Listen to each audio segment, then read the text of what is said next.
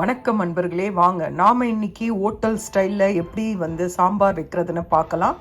சாம்பார் வைக்கிறதுக்கு நான் 1 கப் அளவுள்ள துவரம்பருப்பு ஊற வச்சுருக்கேன். ஊற வச்சு நல்லா அலம்பிட்டு தேவையான அளவு தண்ணி விட்டு அதில் மஞ்சத்தூள், பெருங்காய பவுடர் போட்டு இதை ஒரு 3லேருந்து 4 விசில் வர வரைக்கும் வேக வச்சு எடுத்துக்கோங்க. இது நல்லா பருப்பு நல்லா குழைய வேகணும்.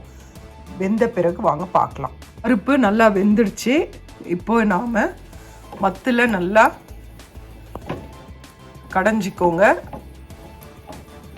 நல்லா பருப்பை நல்லா கடைஞ்சாதான் நல்லாயிருக்கும். இது இந்த ஊர் ஸ்மாஷரு, இதில் எல்லாமே கடையலாம். கீரையிலேருந்து, உருளைக்கிழங்குலேருந்து, பருப்புலேருந்து எல்லாமே ஸ்மாஷ் பண்ணலாம். அதனால நான் இதில் பண்ணிக்கிறேன். நீங்கள் நல்லா மத்தில் நல்லா பருப்பை கடைஞ்சிக்கோங்க. வாங்க அடுத்து என்ன பண்ணலான்னு பார்க்கலாம். சாம்பார் செய்கிறதுக்கு நாம் பெரிய வெங்காயம் இந்த மாதிரி எடுத்துக்கோங்க. இந்த மாதிரி 2 வெங்காயம் எடுத்துக்கோங்க. அதே மாதிரி 2 பெரிய சைஸ் தக்காளி எடுத்துக்கோங்க. வாங்க பார்க்கலாம். இப்போ தக்காளியை நறுக்கி மிக்சியில் போட்டுக்கோங்க. அது கூடவே நாம் எடுத்து வச்சுருக்க இந்த பொருளெல்லாம் நாம் இதில் சேர்த்துடலாம். ஜீரகம், தனியா, மிளகாய் சேர்த்து இதை நாம் மிக்சியில் நல்லா பேஸ்ட்டாக அரைச்சி கொண்டு வந்துடலாம். பிறகு வெங்காயத்தை நல்லா இந்த மாதிரி பெருசு பெருசாக நறுக்கிக்கலாம். இது அப்படியே நறுக்கி வச்சுக்கோங்க. இது தனியாக இருக்கட்டும். நாம் அதை மட்டும் மிக்சியில் அரைச்சி கொண்டு வந்துடலாம்.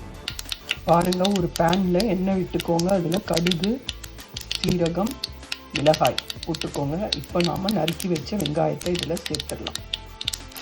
இதில் நறுக்கி வச்ச வெங்காயத்தையும் கறிவேப்பிலையும் சேர்த்தாச்சு. நான் காய வச்சு வச்சுருக்க கறிவேப்பிலையை தான் போட்டிருக்கேன். என்கிட்ட ஃப்ரெஷ் இல்லை, அதனால் நான் கடைக்கு போகாத டைமில் வீட்டில் இல்லைன்னா இந்த மாதிரி கறிவேப்பிலை யூஸ் பண்ணிட்டேன். இது நல்லா வதங்கட்டும்.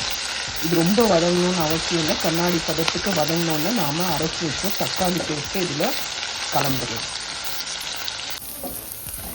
வெங்காயம் இந்த அளவுக்கு வதங்கினா போதும். நாம் இப்போ இந்த தக்காளி பேஸ்ட்டை இதில் சேர்த்துடலாம். இப்போ இதில் தக்காளி பேஸ்ட் போட்டாச்சு.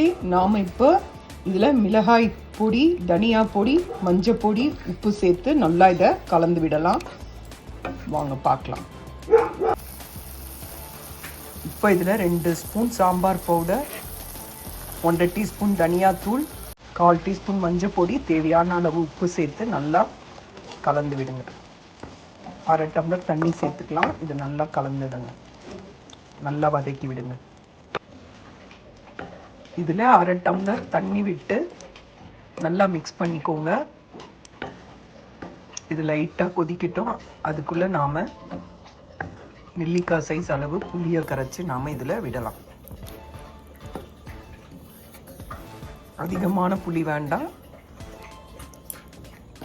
நெல்லிக்காய் சைஸ் அளவு இருக்கிற புளியை கரைச்சி நாம் இதில் விடலாம். இது கொஞ்சம் லைட்டாக கொதிக்கட்டும். தண்ணி கொதிக்குது பாருங்க, தண்ணி கொதிக்குது. இந்த ஸ்டேஜில் கரைச்சி வச்சுருக்க புளி தண்ணியை விட்டுட்டு இது நல்லா கொதி வரட்டும். அதுக்கப்புறம் நாம் பருப்பை சேர்க்கலாம். நல்லா கொதிக்கட்டும். கொதித்த பிறகு நாம் வேக வச்ச பருப்பை இதில் சேர்த்துடலாம். இதில் வேக வச்ச பருப்பை சேர்த்தாச்சு. தேவையான அளவு தண்ணி விட்டுக்கோங்க. தண்ணி விட்டு நல்லா கொதிக்க விடுங்க. கொதித்ததும் உப்பு காரம்லாம் பார்த்துக்கோங்க. நான் தேவையான அளவு தண்ணி விட்டுட்டு உங்களுக்கு நான் காட்டுறேன். இதில் தேவையான அளவு தண்ணி சேர்த்துட்டேன். உங்களுக்கு எவ்வளோ தண்ணி வேணுமோ சேர்த்துக்கோங்க. இது நல்லா கொதிக்கட்டும். கொதித்த பிறகு நாம் பார்க்கலாம். இப்போ உப்பு காரம்லாம் பார்த்துக்கோங்க. பாருங்க, சாம்பார் நல்லா கொதிச்ச உடனே ஒரு 1/2 டீஸ்பூன் வெல்லம் சேருங்க. வெல்லம் சேர்த்துட்டு நல்லா கொத்தமல்லி தழையை நறுக்கி போடுங்க. இது ரொம்ப நல்லாயிருக்கும்.